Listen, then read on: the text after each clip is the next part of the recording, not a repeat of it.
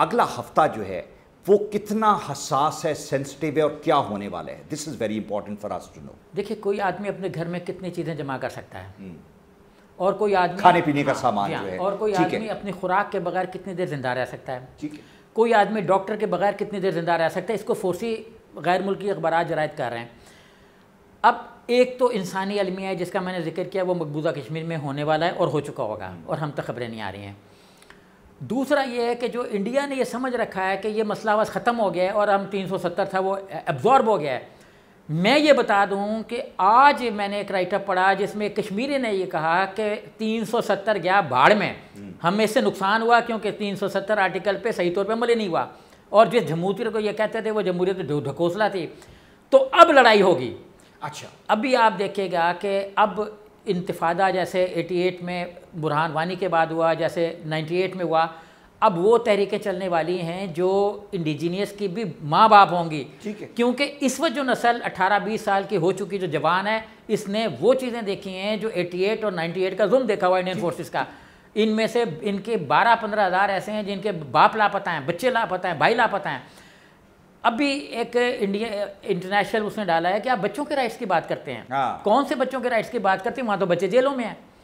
ابھی Indian human rights کی organization نے کہا ہے کہ آپ کہتے ہیں, یہ کہتے ہیں ہم بچوں کو حقوق دیں گے, تو کیا حقوق دیں گے؟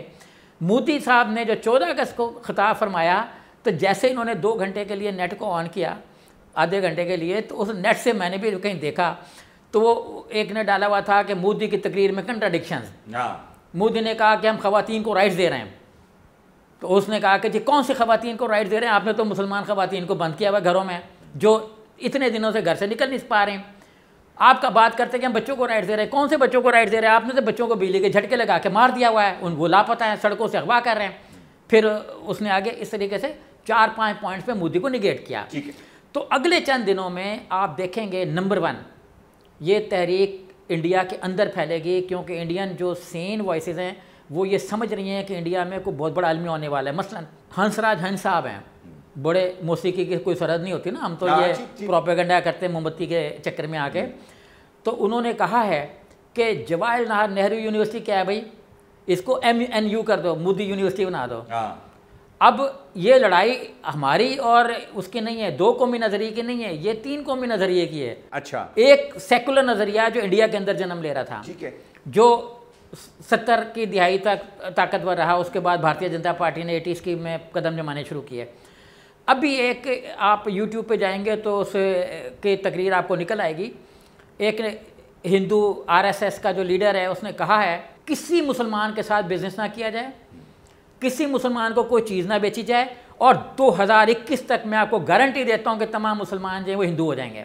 اچھا, بالکل ان کو کنورٹ کرنے کے لیے یہ ایک اس نے فارمولا بتایا. مار دو تو کنورجن ہو جائے گی. ٹھیک, اور وہ یہ کر بھی رہے ہیں, مطلب بھوکا مار کے وہ یہ کر بھی رہے ہیں. انڈیا میں مسلمان پراپرٹی نہیں پرچیز کر سکتے کئی ڈسٹرکٹس میں, انڈیا میں مسلمان کہیں رہ نہیں سکتے. آپ دیکھ لیں بہت سے ڈسٹرکٹس انہوں نے خالی کر دیے ہیں. آپ دیکھیں نا کتنی بڑی ریاست تھی میسور, اب کہاں ہے؟ بالکل ٹھیک. لکھنؤ کتنا بڑا ایک کیپٹل ہوتا تھا انڈیا کا, کہاں ہے؟ ٹھیک ہے.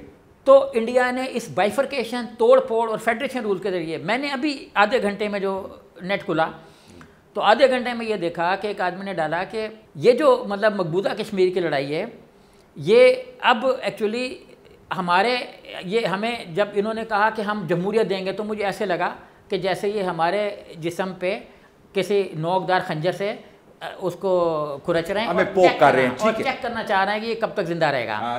اور مجھے جو اس کی چبھن محسوس ہو رہی ہے وہ میں بیان نہیں کر سکتا.